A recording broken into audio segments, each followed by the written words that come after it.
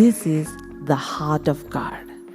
I sought for a man. God is still searching for someone who would stand in the gap, who would cry out to Him, who would pray to Him, who would intercede. That is the calling that God has given. Livestream Ministries is all about raising intercessors for the kingdom of God.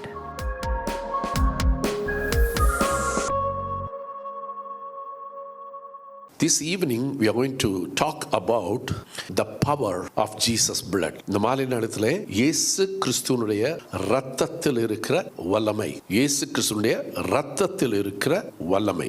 இயேசு கிறிஸ்து, அதாவது தேவன் நமக்கு கொடுத்த அநேக கொடைகளிலே, அநேக ஆசீர்வாதங்களிலே, பரிசுகளிலே இது ஒரு மிகவும் முக்கியமான ஒரு கொடை, ஒரு பரிசு என்று சொல்லலாம். இயேசுவினுடைய இரத்தம். In all God's giving to us, one of the greatest gift was His blood. But still, many times people do not even consider the blood of Jesus. Nowadays, people don't much talk about the blood of Jesus. Even sometimes very hardly we see songs written of the blood of Jesus. நீங்க பார்த்தீங்கன்னா அதிகமாக இயேசு கிறிஸ்துவின் ரத்தத்தை குறித்து அதிகமாக பேசுவதாக நாம் பார்ப்பது கிடையாது. பிரசங்கத்திலும் அதிகமாக கேட்பது கிடையாது. பாடல்கள் கூட அதிகமாக இல்லை. இயேசுவினுடைய ரத்தம் மிகவும் வல்லமை உள்ள ரத்தம்.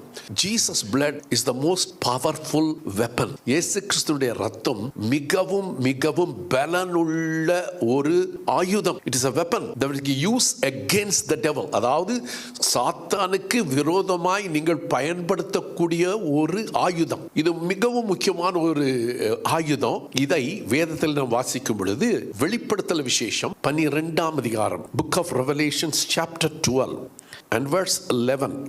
வெளிப்படுத்தல் விசேஷம் 12ஆம் அதிகாரம் 11வது வசனம். And they overcame him, that's the devil, by the blood of the lamb and by the word of their testimony, and they loved not their lives unto death. மரணம் நேரிடுகிறதா இருந்தாலும் அதற்கு தப்பும்படி, எல்லாம் வாசிங்க, தங்கள் ஜீவனையும் பாராமல் ஆட்டுக்குட்டியின் இரத்தத்தினாலும் தங்கள் சாட்சியின் வசனத்தினாலும் அவனை ஜெயித்தார்கள். யாரை ஜெயித்தார்கள்?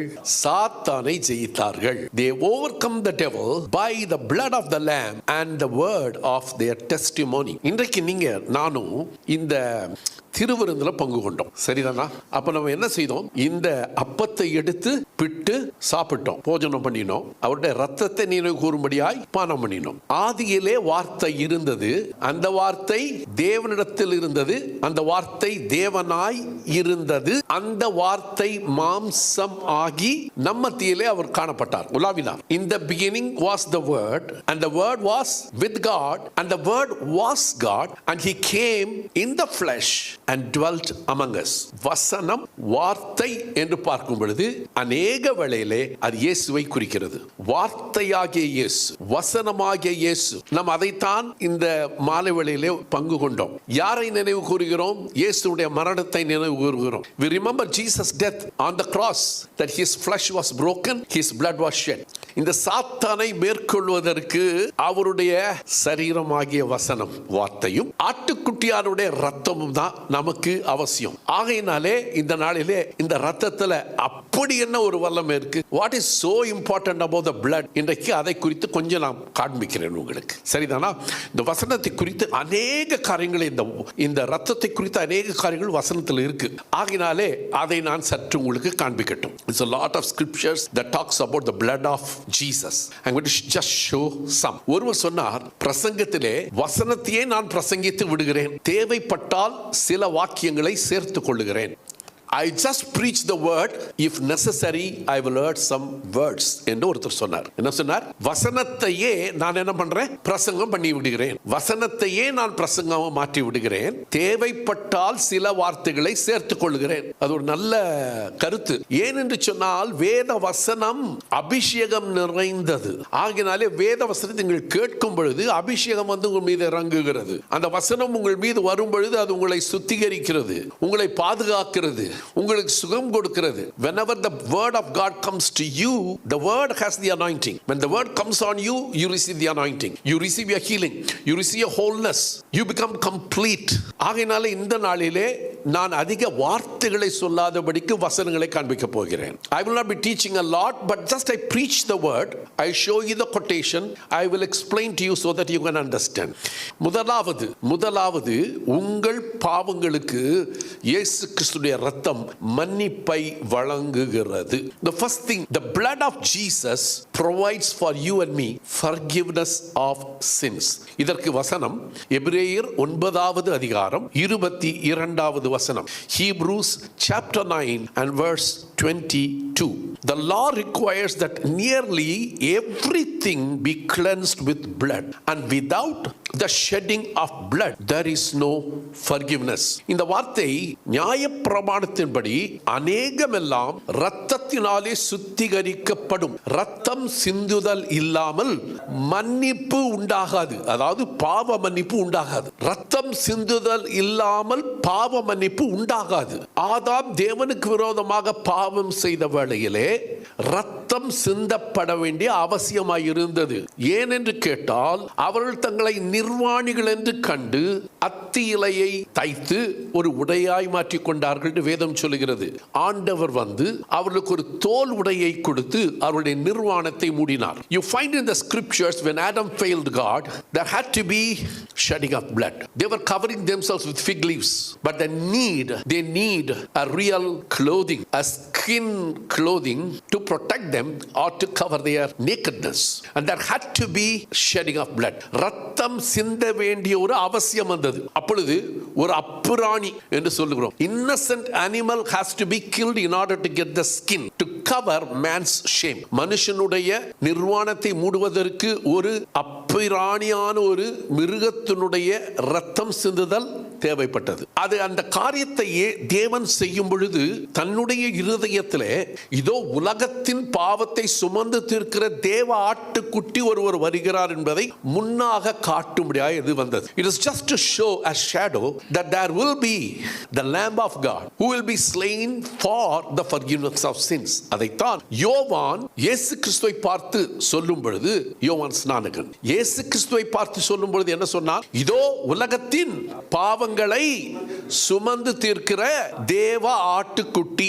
ஆகினால் இயேசு கிறிஸ்துடைய ரத்தம் உங்களையும் என்னையும் பாவங்களற கழுவுவது மாத்திரமல்ல, நமக்கு பாவத்தினுடைய மன்னிப்பை கொடுக்கிறது. பிரியமானவர்களே, இது மிகவும் மிகவும் மிகவும் முக்கியம்.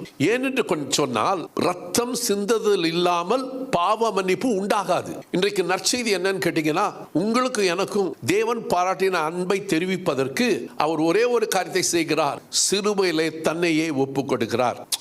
ஒருவனை நம்ம அன்பு செலுத்துறோம் சொன்னா அந்த அன்பை நாம் வெளிப்படுத்த ஆசிக்கிறோம். அதனால உண்மைதானா? ஒருவன் நீங்கள் அன்பு செலுத்துகிறீன்னு சொன்னா என்ன செய்றீங்க? அவர்களுக்காக எதையும் செய்ய ஆயத்தமா இருக்கிறீங்க. ஏன்? உங்களுடைய அன்பை அவர்களுக்கு நீங்கள் வெளிப்படுத்த ஆசைப்படுகிறீர்கள். If you love someone, you want to show them how much you love. So generally what you do, you give. Am I right in saying that? ஏதோ ஒன்று உங்களுக்கு மிகவும் பிரியமானதை என்ன செய்றீங்க? கொடுக்கிறீர்கள். கொடுக்கும்போது என்ன சொல்றீங்க? என்ன செய்றீங்க? ஏன் இதை நான் உங்களுக்கு கொடுக்கிறேன் என்று சொன்னால் உங்களை நான் நேசிக்கிறேன், அன்பு செலுத்துகிறேன் என்று சொல்கிறோம். ஆனால் இயேசு தன்னுடைய அன்பை வெளிப்படுத்தும் பொழுது அவரும் கொடுத்தார். அவர் எதை கொடுத்தார்? தன்னையே கொடுத்தார். When it comes to Jesus, he expressed his love by giving himself. இதை சாதாரணமாக எண்ணிவிட முடியாது. You cannot take it for granted. For God so loved the world that he gave his life, that whosoever believes in him shall not perish but have everlasting life. தேவன் தம்முடைய ஒரே பேரான குமாரனை விசுவாசிக்கிறவனோ அவன் கெட்டு போகாமல் நித்திய ஜீவனை அடையும்படிக்கு தன்னை தாமே என்ன செய்ய எப்படி கொடுக்கிறார்? ஒப்பு கொடுக்கிறார் நமக்காக சிலுவையிலே. Jesus did not condemn the world, but he wants to love them, wants to forgive them. நம்மை ஆக்கினைக்குள்ளாக தீர்க்க அவருக்கு விருப்பம் இல்லை, நம்மை மன்னிக்கும்படியாய் இயேசுவை அனுப்பினார். இதுதான் முதல் காரியம், புரிந்து கொள்ள வேண்டிய காரியம். இயேசு கிறிஸ்துவின் ரத்தம் எனக்கு பாவ மன்னிப்பை அளிக்கிறது. ஒருவேளை இந்த நேரத்தில் உங்க இருதயத்தின் ஆழத்தில் ஏதாவது ஒரு பாவம் உங்களை குத்தி காண்பிக் கொண்டிருந்தால், உங்களுடைய உள்ளத்தின் ஆழத்தில் ஒரு வேதனை கொடுக்கும் என்றால், இந்த வேளையில் நீங்க என்ன செய்யணும் தெரியுமா? தெரியுமா சொல்லணும்? என்ன? இயேசுவே, உம்முடைய ரத்தம் எனக்காக சிந்தப்பட்டது, அதை நான் ஏற்றுக்கொள்கிறேன். உம்முடைய ரத்தத்தை என் மீது பூசிக்கொள்ளுகிறேன், உம்முடைய ரத்தத்தை என் மீது ஏற்றுக்கொள்ளுகிறேன் என்று சொல்லும் பொழுது உங்களுக்கு மன்னிப்பை கர்த்தர் கொடுக்கிறவராக இருக்கிறார். இந்த பாவ மன்னிப்பு என்பது ஒரு தரம் நடந்திருந்தாலும், கவனிங்கள் பிரியமானவர்களே, பாவம் ஒரு தரம், பாவத்திற்காக இயேசு தன்னையே அர்ப்பணித்தார் அல்லவா? அவருடைய ரத்தம் பைபிள்ல வாசிக்கும் பொழுது இன்றைக்கும் அடிக்கப்பட்ட ஆட்டுக்குட்டிய ரத்தம் போலவே இருக்கிறதாம். அப்படி என்று சொன்னால், நாம் பாவம் செய்யும் பொழுது, கவனியுங்கள், நாம் கர்த்தருடைய வார்த்தையை மீறும் பொழுது நம்முடைய மனசாட்சி நம்மை குத்துகிறது அல்லவா? நீ செய்தது தவறு, நீ இது செய்திருக்க கூடாது, நீ பாவம் செய்திருக்கிறாய் என்று சொல்லும் பொழுது உடனடியாக நீங்க என்ன செய்யணும் தெரியுமா? இயேசுடைய ரத்தம், இயேசுடைய ரத்தம், இயேசுடைய ரத்தம், அதை எடுத்து என் மீது நான் பூசிக்கொள்கிறேன். Whenever your heart condemns you, whenever you stay guilty before God, you can always say, Lord, I have your blood. The blood of Jesus is more than enough for me. Why? It forgives me. இதுதான் முதல். இரண்டாவது யோவான் 6ஆம் அதிகாரம் 53வது வசனம். John chapter 6 verse 53. John chapter 6 verse 53. Then Jesus said to them, most assuredly I say to you, unless you eat the flesh of the Son of Man and drink his blood, you have no life in you. அதற்கு இயேசு அவர்களை பார்த்து, நீங்கள் மனுஷகுமாரனுடைய மாம்சத்தை புசியாமலும் அவருடைய இரத்தத்தை பானம் பண்ணாமலும் இருந்தால் உங்களுக்குள்ளே ஜீவனில்லை என்று மெய்யாகவே நான் உங்களுக்கு சொல்லுகிறேன். Listen carefully. இந்த வார்த்தையில பாருங்க நல்லா. இயேசு கிறிஸ்து வார்த்தைகளை சொல்லும் பொழுது மெய்யாகவே என்று சொல்ல வேண்டிய அவசியம் இல்லை. எத்தனை பேருக்கு விளங்கு நான் சொல்றது?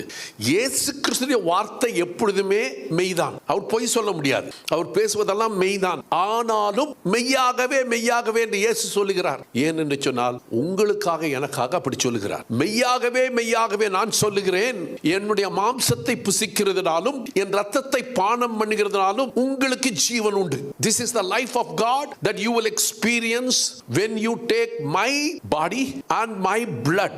When you partake of it, God promises that you will have life. அதாவது இயேசு கிறிஸ்து தன்னுடைய சரீரத்தினாலும் தன்னுடைய இரத்தத்தினாலும் நமக்கு அவருடைய ஜீவனையே கொடுத்திருக்கிறாராம். He has given his life by sacrificing his own body and blood. அதை நீங்க புசிக்கும் பொழுது, அதை நீங்க பானம் பண்ணும் பொழுது என்ன நடக்கிறது?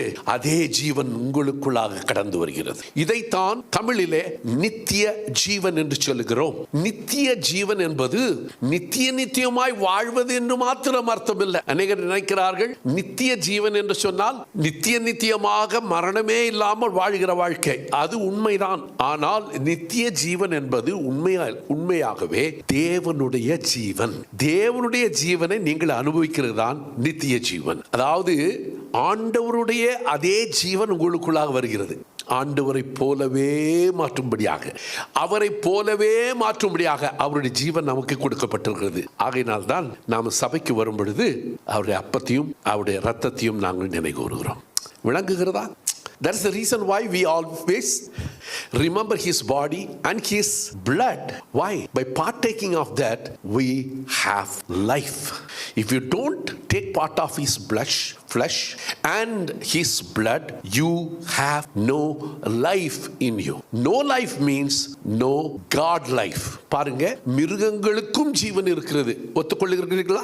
மிருகங்களும் ஜீவனோடு தான் இருக்கிறது. ஆனால் அந்த மிருகங்களுக்குள்ளாக நித்திய ஜீவன் இல்லை. தேவனுடைய ஜீவன் அவர்களுக்குள்ளாக இல்லை. ஆனால் உங்களுக்கும் எனக்குள்ளாக தேவனுடைய ஜீவனையே அவர் கொடுத்திருக்கிறதுனாலே, ரத்தத்தினாலே ஜீவன் உண்டு. சொல்லுங்கள், இயேசுடைய ரத்தம். சொல்லுங்க, இயேசுடைய ரத்தம் எனக்கு நித்திய ஜீவனை கொடுக்கிறது. இயேசு கிறிஸ்துவினுடைய ரத்தம் என்னுடைய பாவங்களை மன்னிக்கிறது. ஹல்லேலூயா. இயேசு கிறிஸ்துவின் ரத்தம் நம்முடைய பாவங்களை மன்னிக்கிறது. இயேசு கிறிஸ்துவின் ரத்தம் நமக்கு ஜீவனை கொடுக்கிறது. That means to say, Jesus, the blood of Jesus forgives my sin and also gives me eternal life. அடுத்தது இந்த இயேசு கிறிஸ்துவின் ரத்தம் இன்னும் என்ன செய்கிறது? வேதத்தில் என்ன வசனம் வாசிக்கிறோம்? எபேசியர் 2ஆம் அதிகாரம் 13ஆம் வசனம். Ephesians chapter 2 and verse 13. எபேசியர் 2ஆம் அதிகாரத்திலே 13ஆம் வசனத்தை உங்களுக்கு நான் வாசிக்கிறேன். வாசிக்கிறேன். முன்னே தூரமாயிருந்த நீங்கள் இப்பொழுது கிறிஸ்து இயேசுவுக்குள் கிறிஸ்துவின் இரத்தத்தினாலே சமீபமானீர்கள். எல்லாரும் தெரிந்து வாசிப்போமா? இப்போ தமிழ் தெரிஞ்சவங்களே எடுத்து வாசிங்களே. முன்னே தூரமாயிருந்த நீங்கள் இப்பொழுது இயேசு கிறிஸ்துவுக்குள் கிறிஸ்துவின் இரத்தத்தினாலே சமீபமானீர்கள். இதனுடைய அர்த்தம் என்ன? இதனுடைய அர்த்தம் என்ன? முன்னே தூரமாயிருந்தீர்கள்.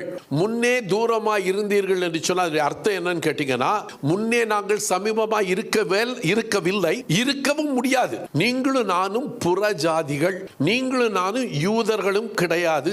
நீங்களும் நானும் புறஜாதியார். We are Gentiles, we are foreigners. Once upon a time we were far from the covenant. உடன்படிக்கைக்கு அந்நியராய் காணப்பட்டவர்கள் இயேசு கிறிஸ்துவின் இரத்தத்தினாலே சமீபமானீர்கள். இயேசு கிறிஸ்துவின் இரத்தத்தினாலே அவரோடு இணைக்கப்படுகிறோம்.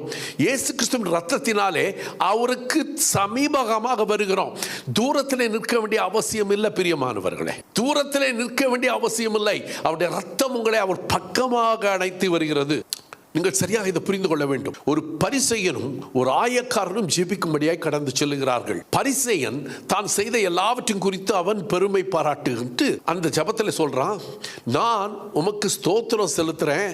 ஏன் கேட்டீங்கன்னா, இந்த ஆயக்காரனை போல நான் இல்லைன்னு சொல்றான். அவன் நினைக்கிறான் அவன் தேவனுடைய சமூகத்துக்கு மிகவும் நெருங்கினவனாய் இருக்கிறான் என்று சொல்லி. பிரியமானவர்களே, அந்த ஆயக்காரனோ தூரத்திலே நின்று தன் மார்பை அடித்துக் கொண்டு பாவியாகிய என் மீது தேவனே இரக்கமாயிரும் என்று கெஞ்சினான். தன் கண்களையும் வானத்துக்கு எடுக்க துணியாமல், ஏறெடுக்க துணியாமல் என்று வேதம் சொல்லுகிறது. அப்பொழுது ஆண்டவர் சொன்னார், இவன் அல்ல, அவனே நீதிமான். அர்த்தம் என்ன தெரியுமா? இயேசு கிறிஸ்துவின் ரத்தத்துக்காக யாரெல்லாம் நிற்கிறீங்களோ, இயேசு கிறிஸ்துவின் ரத்தத்தை யாரெல்லாம் கேட்கிறீர்களோ, இயேசு கிறிஸ்துவின் ரத்தத்தை யாரெல்லாம் அங்கீகரிக்கிறீர்களோ, இயேசு கிறிஸ்துவின் ரத்தத்தை யாரெல்லாம் மதிக்கிறீர்களோ, அவருக்கு சமீபமாக நீங்கள் வருகிறீர்கள் என்று அர்த்தம்.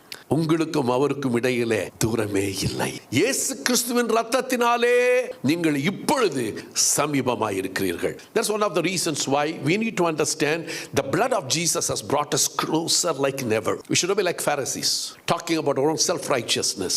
Look what I have done. I'm not like even like this, poor sinner. I'm not like him. And உண்மையில சொல்லப்போனா, if you really see, that Pharisee was really very far. He was not near God. Can't come close to God. Why? He boasts on his righteousness, whereas the sinner, he could not even lift up his eyes towards God. And he accepts him. He understands him. He needs the blood. எனக்கு உம்முடைய இரத்தம் தேவை என்று யார் கேட்டார்களோ அவர்களை கர்த்தர் சமீபமாய் கொண்டு வருகிறார். ஆகையினால பிரியமானவர்களே, மூன்றாவது என்ன வாசித்தோம்? இயேசு கிறிஸ்துவின் இரத்தம் நம்மை தேவனோடு நெருங்க செய்கிறது. எல்லாம் சொல்லுங்க, இயேசுவின் இரத்தம். எல்லாம் சொல்லுங்க, இயேசு கிறிஸ்துவின் இரத்தம் நம்மை தேவனோடு நெருங்க செய்கிறது. இயேசு கிறிஸ்துவின் இரத்தம் என்னை தேவனோடு நெருங்க செய்கிறது. புரிந்து கொண்டீர்களா? All right. Let's go to the point number 4. இது மிகவும் மிகவும் மிகவும் முக்கியம். எல்லாம் முக்கியம், இதுவும் மகா முக்கியம். எல்லா வசனமும் முக்கியம் தான், ஆனா இது ஒரு காரியத்தை மிகவும் முக்கியம் என்று நான் ஒன்று சொல்லுகிறேன், கவனியுங்கள். All points are God's word and that's very important, but this one I think that you need to really pay attention. This will release you very much if you understand what it is.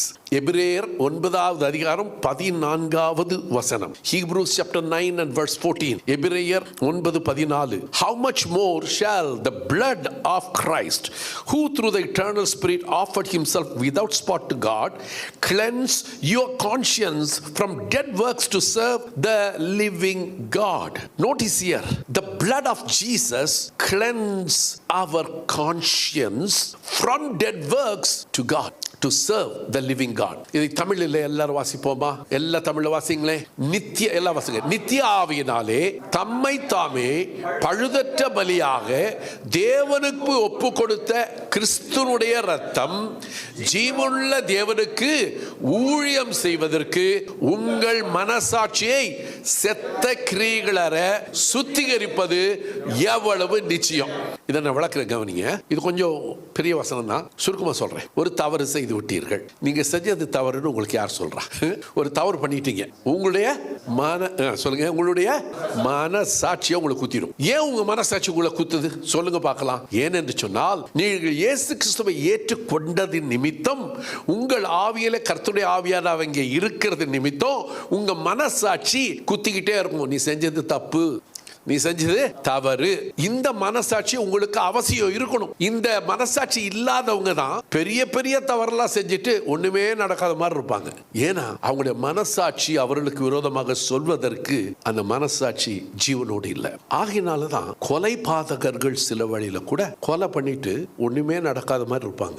ஏன்? மனசாட்சி அவர்களுக்கு தாங்கள் செய்து தவறு என்று சொல்லுவதாக.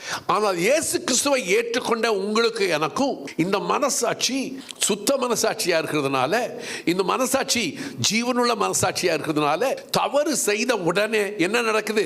உங்கள் மனசாட்சி உங்களை என்ன செய்யுது? குற்றப்படுத்துகிறது. ஆனால் வேதவசனம் சொல்லுது, இந்த மனசாட்சியை தேவனுடைய வார்த்தையுடைய ரத்தம், இயேசுடைய ரத்தம் என்ன செய்யுமா? சுத்திகரிக்குமா, சுத்திகரிக்குமா. ஒருவேளை உங்க மனசாட்சி சொல்லுது, என்ன பெரிய பெரிய தப்பெல்லாம் பண்ணிட்டு இங்க வந்து என்னமோ பரிசுத்தவான் மாதிரி அல்லேலூயா சொல்ற, பாஸ்டர் சொல்றான்னு சொல்லி நீயும் அல்லேலூயா சொல்லிக்கிட்டு இருக்க, எனக்கு தெரியும் நீ யாருன்னு சொல்லி. அப்படி உன்னுடைய மனசாட்சி உனக்கு விரோதமாய் வரும் பொழுது இயேசுடைய ரத்தம் உனக்காக பரிந்து பேசும். புரிகிறதா என்ன சொல்றேன்? This is very important because conscience is something that you cannot live without. Conscience is actually God's word speaking to you, and when you miss God, without doubt your conscience will immediately prick you. What you did is wrong. Then you can't even stand before God because you feel condemned. உங்கள் மனசாட்சியை உங்களை குற்றப்படுத்துமானால் நீங்கள் எப்படி தைரியமாய் தேவனுடைய சமூகத்தில் நிற்க முடியும் என்று சொல்லி 1 John 3 இடத்துல வாசிக்கிறோம். 1 John chapter 3 says, if your heart condemns you, you will not have boldness to come to the presence of God. தைரியம் இருக்காது உங்களுக்கு. அதை இயேசு கிறிஸ்துவின் ரத்தம் உங்களுக்கு கொடுக்கிறது. ஹல்லேலூயா. அப்படின்னு சொன்னால் என்னுடைய மனசாட்சியை இயேசு கிறிஸ்துவின் ரத்தம் சுத்திகரிக்கிறது. That means Jesus blood cleanses my conscience. சொல்லுங்கள், இயேசு கிறிஸ்துவின் ரத்தம், எல்லாம் சேர்த்து சொல்லுங்க, இயேசு கிறிஸ்துவின் ரத்தம் என்னுடைய மனசாட்சியை சுத்திகரிக்கிறது. சுத்திகரிக்கணும். ஒரு தடவை சுத்தப்படுத்துறது இல்ல, சுத்திகரித்துக் கொண்டே இருக்க வேண்டும். ஹல்லேலூயா, ஹல்லேலூயா. திரும்ப சொல்லுங்க, இயேசு கிறிஸ்துவின் ரத்தம் என்னுடைய மனசாட்சியை சுத்திகரிக்கிறது. Hallelujah. Praise the Lord. So Jesus, blood of Jesus actually cleanses my conscience. Amen. Cleanses my conscience. ஐந்தாவது சொல்லுகிறேன், கவனிங்கள். எல்லாம் ஏற்கனவே சொன்னேன், ரத்தத்துடைய மேன்மை கொண்டு பார்த்து கொண்டிருக்கிறோம். வசனத்தையே உங்களுக்கு காண்பிக்கிறேன். அதிகமாக வேற வார்த்தையில் சொல்லாதபடிக்கு வசனங்களையே சொல்லிக் கொண்டிருக்கிறேன். இந்த வசனங்களை நீங்கள் நினைவு கொள்ளும் பொழுதெல்லாம் அது உங்களுக்கு மிகுந்த பலன் உள்ளதாக இருக்கும். ஹல்லேலூயா. சரி, ஐந்தாவது, fifth reason, what is the benefit of the blood of Jesus? எபிரேயர் 10 அதிகாரம் 19வது வசனம், Hebrews chapter 10 and verse 19 gives you boldness to approach God. Therefore, brethren, having boldness to enter the holiest by the blood of Jesus. தமிழ்ல வாசிப்போம் எல்லாருமே. ஆகையால் சகோதரரே, தலத்திலே பிரவேசிப்பதற்கு இயேசுவானவர் தமது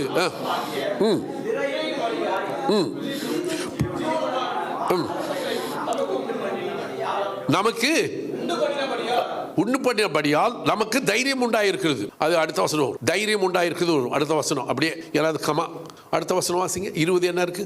அந்த மார்க்கத்தின் வழியை பிரவேசிப்பதற்கு அவருடைய ரத்தத்தினாலே நமக்கு தைரியம் உண்டாயிருக்கிறபடினாலும். அவருடைய ரத்தத்தினால என்ன வருது நமக்கு? அவருடைய ரத்தத்தில் என்ன வருது? அவர் தேவனுடைய சமூகத்திலே சேருவதற்கு தைரியம். பக்கத்திலே வருவதற்கும் அவருடைய ரத்தம், தேவனுடைய சமூகத்தில் சேருவதற்கும் அவருடைய ரத்தம். The blood of Jesus gives you boldness to approach God. கவனிங்க பிரியமானவர்களே, சில வேளைகளிலே உங்களுடைய சூழ்நிலைகள், நீங்கள் இருக்கிறதான அந்த சூழ்நிலை மத்தியிலே ஒருவேளை உங்களுக்கு தட்டுத்தடுமாறி தேவனிடத்தில் எப்படி நாம் போய் நிற்க முடியும் என்கிறதான ஒரு சூழ்நிலை வரும் பொழுது இந்த ரத்தத்தை நீங்கள் பயன்படுத்தலாம். When you do not know how you can approach God's presence, this is kind of giving you an access card, the blood of Jesus. இது நீங்க நல்லா புரிஞ்சு கொள்ள வேண்டிய என்ன காரியம் என்று சொன்னால், சாத்தான் உங்களுக்கு ஒரு பரம விரோதி. உங்களை அவன் குற்றப்படுத்தி கொண்டே இருப்பான், உங்களை அவன் வீணாக விடமாட்டான். அப்போ அவனுக்கு விரோதமா நீங்க இருக்கணும்னு சொன்னா இயேசுவின் ரத்தத்தை பூசிக்கொண்டே இருக்க வேண்டும். இயேசுவின் ரத்தத்தினால உங்களை கழுவிக்கொண்டே இருக்க வேண்டும். அந்த ஃபாதர் ஃபெர்குசன் ஒரு பாட்டு பாடினார் இல்லையா, ரத்தம் ஜெயம், ஆஹா ரத்தம் ஜெயம், கல்வாரி இயேசுவின் ரத்தம் ஜெயம், காருண்ய தேவனின் ரத்தம் ஜெயம். சரிதானா? அப்ப அந்த பிசாசு உங்களுக்கு விரோதமா வரும் பொழுது அந்த ரத்தத்தினாலே உங்களுக்கு தேவனுடைய சமூகத்திற்கு பக்கத்தில் வருவது மாத்திரமல்ல, அவரை அண்டிக் கொள்வதற்கும் தைரியம் கொடுக்கிறது. எல்லாரும் சொல்லுங்க, தேவனிடத்திலே சேர, எல்லாம் சொல்லுங்க, தேவனிடத்திலே சேர இயேசு கிறிஸ்துவின் ரத்தம் எனக்கு தைரியத்தை கொடுக்கிறது. தேவனிடத்தில் சேர இயேசு கிறிஸ்துவின் ரத்தம் எனக்கு தைரியத்தை கொடுக்கிறது. ஹல்லேலூயா, ஹல்லேலூயா. அடுத்தது எபிரேயர் 13ஆம் அதிகாரம் 12வது வசனத்தை வாசிப்போம். Hebrews chapter 13 and verse 12. Hebrews chapter 13 verse 12. அதாவது எபிரேயர் 13:12. Therefore Jesus also, that he might sanctify the people with his own blood, suffered outside the gate. Jesus blood sanctifies us. அதாவது அவருடைய இரத்தம் நம்மை பரிசுத்தப்படுத்துகிறது. சரி, வாசிப்போம் அந்த வசனத்தை எல்லாரும் சேர்ந்து வாசிங்க. அந்தபடியே இயேசுவும் தம்முடைய சொந்த இரத்தத்தினாலே ஜனங்களை பரிசுத்தம்படியாக நகரவாசலுக்கு புறம்பே பாடுபட்டார். நீங்க உங்களுக்கு ஒரு காரியத்தை சொல்றேன். இப்பதானே சொன்னீங்க பாஸ்டர், இயேசுடைய ரத்தம் சுத்திகரிக்கும் சொன்னீங்க, அதுக்கும் இதுக்கு என்ன வித்தியாசம் பாஸ்டர்? இங்க பரிசுத்தம் சொல்லி இருக்கு, வித்தியாசம் இருக்கா? வித்தியாசம் இருக்கு, வித்தியாசம் இருக்கு. கவனிங்கன்னா சொல்லித்தரேன் என்னன்னு. பரிசுத்தப்படுத்துதல் என்று சொல்வதற்கு ஆங்கிலத்திலே பயன்படுத்துகிற வார்த்தை sanctify. இதற்கு இரண்டு அர்த்தம் உண்டு. ஒன்று, sanctification என்ற வார்த்தை உங்களை பரிசுத்தப்படுத்திக் கொண்டே இருக்கிறது என்பதற்கு ஒரு அர்த்தம் இருக்கு. பரிசுத்தமாகிறவன் இன்னும் பரிசுத்தமாகட்டும், பரிசுத்தமாயிருக்கிறவன் இன்னும் பரிசுத்தமாகட்டும். ஏனென்று சொன்னால் நாம் ஆராதிக்கிறவர் பரிசுத்தர், பரிசுத்தர், பரிசுத்தர். நம்ம பாவ சூழ்நிலையில் இருக்கிறவர்கள் இயேசுவின் ரத்தத்தினாலே கழுவப்பட்டவர்கள் பரிசுத்தமாயிருக்கும்படியாய் அழைக்கப்பட்ட ஜாதி. புரிஞ்சுக்கிட்டீங்களா? இது ஒரு அர்த்தம். இரண்டாவது அர்த்தம் என்னன்னு கேட்டீங்கன்னா, பரிசுத்தம் என்று சொன்ன என்ன அர்த்தம்னா, sanctified and set apart for godly things. இது அடுத்த அர்த்தம், ரொம்ப முக்கியமான அர்த்தம். என்ன அர்த்தம்னா, நீங்கள் தனியாக பிரிக்கப்பட்டு பாதுகாக்கப்பட்டு தேவனுக்கென்று ஆயத்தப்படுகிற பிள்ளைகள். இது ரொம்ப முக்கியம், ரொம்ப முக்கியங்க. கவனிங்க நல்லா. பரிசுத்தம் என்று சொல்லுகிற காரியத்துக்கு இரண்டு அர்த்தம் சொன்னேன். ஒன்னு, அவர் பரிசுத்தராய் இருக்கிறது போல நானும் பரிசுத்தமாய் இருக்க வேண்டும், பரிசுத்தமாகிறவன் இன்னும் பரிசுத்தமாகட்டும். இது ஒன்று. ஆனா இன்னொரு காரியம், நான் கிறிஸ்துவுக்காக என்னையே பிரித்து எடுத்து மற்றவர்களை போல எதையும் செய்ய மாட்டேன். கவனிங்க, உலகத்துல மற்றவர்களை போல நானும் இருக்க மாட்டேன். ஏனென்று சொன்னால் நான் பிரித்து எடுக்கப்பட்டவன், தனியாக சேர்க்கப்பட்டவன், தனியாக என்னை தேவன் பிரித்து இருக்கிறார். The Lord has separated me and sanctified me for his purpose. இந்த கரங்கள் இயேசுவுக்காக பிரித்து எடுக்கப்பட்ட கரங்கள். இந்த கரங்களை நான் சாதாரணமாக பயன்படுத்த முடியாது. எத்தனை பேருக்கு விளங்குது நான் சொல்றது? நீங்கள் இயேசு கிறிஸ்துவின் ரத்தத்தினாலே கொல்லப்பட்டவர்கள். அவர் உங்களை வாங்கி கொண்டார், உங்களை பிரித்தெடுத்து தனக்கென்று வாங்கி கொண்டார். இப்போ நீங்க எல்லாம் உங்களுக்கு வேண்டியதெல்லாம் செய்ய முடியாது. உங்களுக்கு அவருக்கென்று நீங்கள் பிரித்தெடுக்கப்பட்டவர்கள். ஆகினால் தான் நீங்கள் பரிசுத்த ஜாதி. ஹல்லேலூயா. பரிசுத்த ஜாதின்னு ஒரு பெரிய கேடர், ஒரு பெரிய மகுடம் போட்டாங்கன்னு நினைச்சு, அது உண்மைதான், இல்லைன்னு சொல்ல வரல.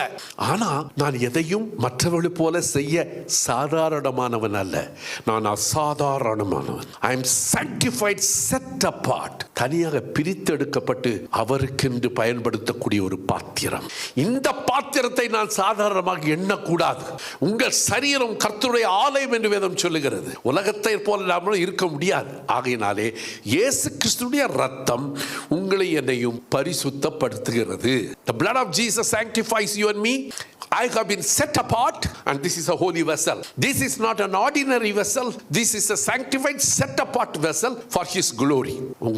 உங்களுடைய வாழ்க்கையே வித்தியாசம் இருக்கும். இப்போ சொல்லுங்க, இயேசு கிறிஸ்துவின் ரத்தம், எல்லாம் சொல்லுங்க, இயேசு கிறிஸ்துவின் ரத்தம் என்னை பரிசுத்தப்படுத்துகிறது. திரும்ப சொல்லுங்க, இயேசு கிறிஸ்துவின் ரத்தம் என்னை பரிசுத்தப்படுத்துகிறது. ஹல்லேலூயா.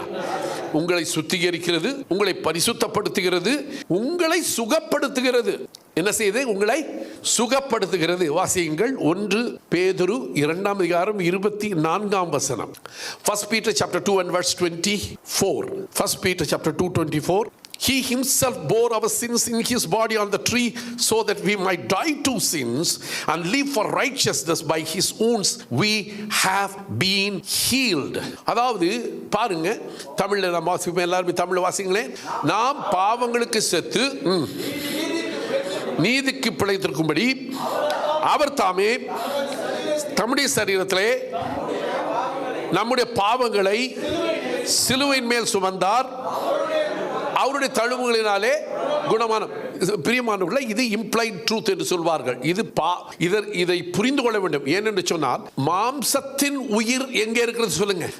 Right, very good. மாம்சத்தின் உயிர் எங்கே இருக்கிறது? ரத்தத்தில் இருக்கிறது. ரத்தம் முடிஞ்சிருச்சுன்னா அவருடைய வாழ்க்கையில ரத்தம் இல்லைன்னா மரணம். மாம்சத்தின் உயிர் எங்க இருக்கு? ரத்தத்தில் இருக்கிறது.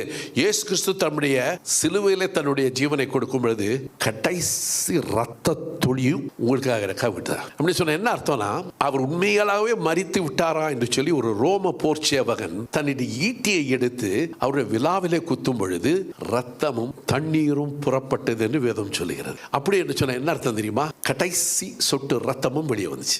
ரத்தத்தினாலே நம்மை குணமாக்கின தேவன். ஹல்லேலூயா.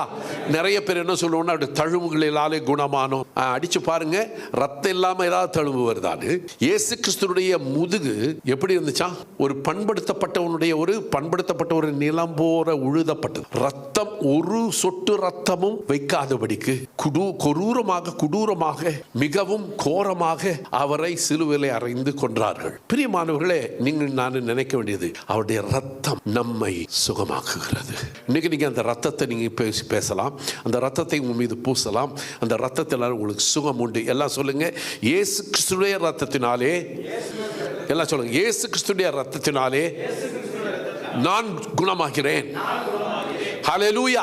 அப்போ நீங்க பாருங்க, உங்களுடைய வாழ்க்கையில இப்படிப்பட்ட பிரச்சனைகள் வரும் பொழுது இயேசு கிறிஸ்துவின் ரத்தத்தை நீங்கள் பூச வேண்டும். அநேகர் சொல்லுவாங்க, ஒரு அடிபட்டுருச்சு அங்க ஒரு ஆயின்மென்ட்டை பூசுறோம். அதே போல உங்களுடைய வாழ்க்கையில, என்னுடைய வாழ்க்கையில இயேசு கிறிஸ்துவின் ரத்தத்தை பற்றி பேசணும். அதை விசுவாசிக்க வேண்டும், அதை சொல்ல வேண்டும். அதுதான் அப்ளை பண்றதுக்கு அர்த்தம்.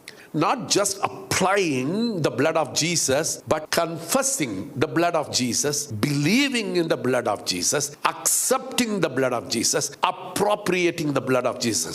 நான் இயேசு கிறிஸ்துவினுடைய இரத்தத்தை பற்றி பேசுவேன், இயேசு கிறிஸ்துவினுடைய இரத்தத்தை நான் விசுவாசிப்பேன், இயேசு கிறிஸ்துவினுடைய இரத்தத்தை நான் மகிமைப்படுத்துவேன், கனப்படுத்துவேன், அதை ஏற்றுக்கொள்வேன். அந்த இரத்தத்தினாலே, அவருடைய தழும்புகளினாலே எனக்கு சுகம் உண்டாகிறது. ஹல்லேலூயா. சரி, இன்னும் கடைசியா ஒரு வார்த்தையை நான் சொல்லி முடிக்கிறேன்.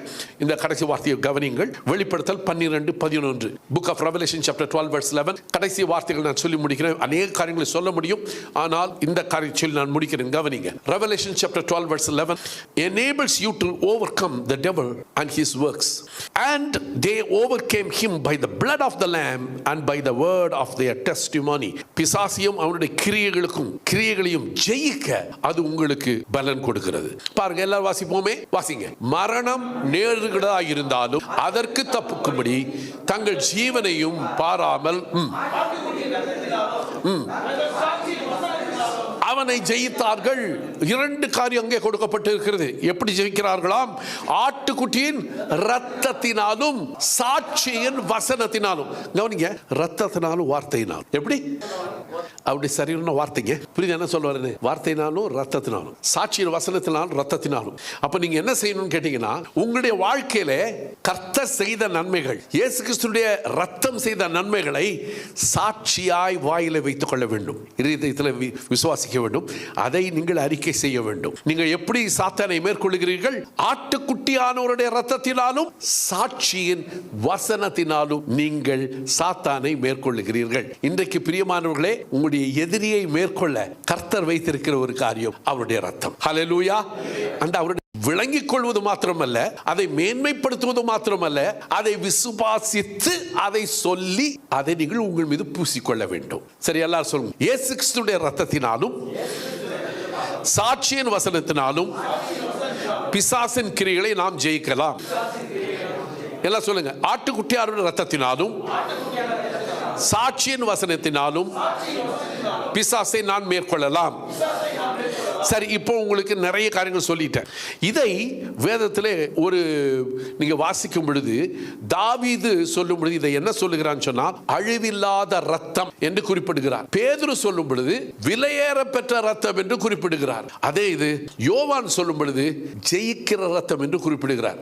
We need to understand the blood of Jesus incorruptible, அழிவில்லாத ரத்தமாம். The blood of Jesus is precious, விலையேற பெற்ற ரத்தமாம். இயேசு கிறிஸ்துவுடைய ரத்தம், it is a blood that overcomes the devil, ஜெயிக்கிற ஒரு ரத்தம். பிரியமானவர்களே, இந்த ரத்தம் செய்யும் காரியங்களை எல்லாம் படிச்சோம்.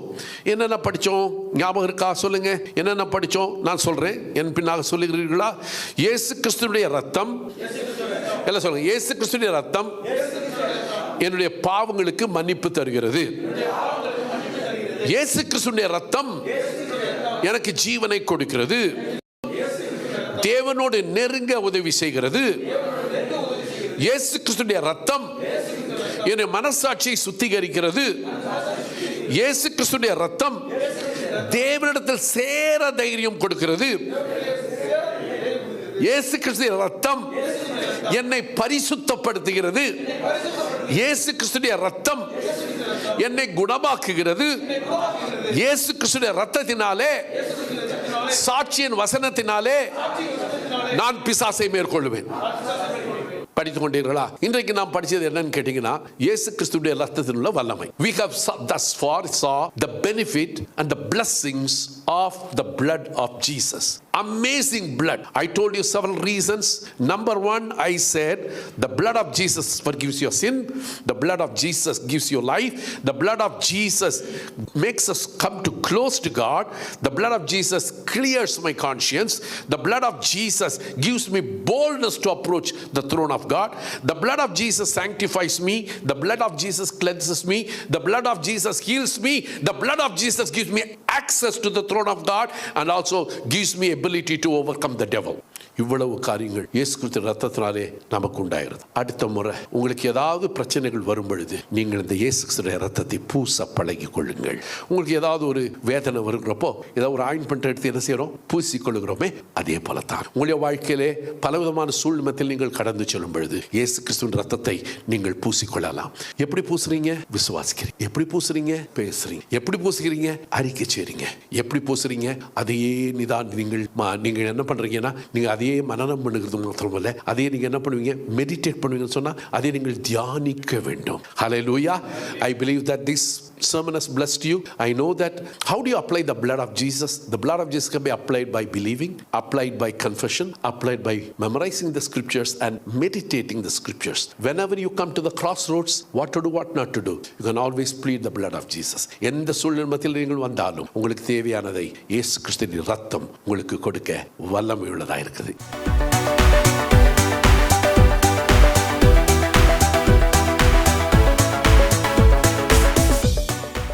ఇంకా మీ విశ్వాసాన్ని బలపరచుకోవడానికి ప్రతిరోజు మార్నింగ్ 6 o'clock జూమ్ మీటింగ్ జరుగుతుందండి.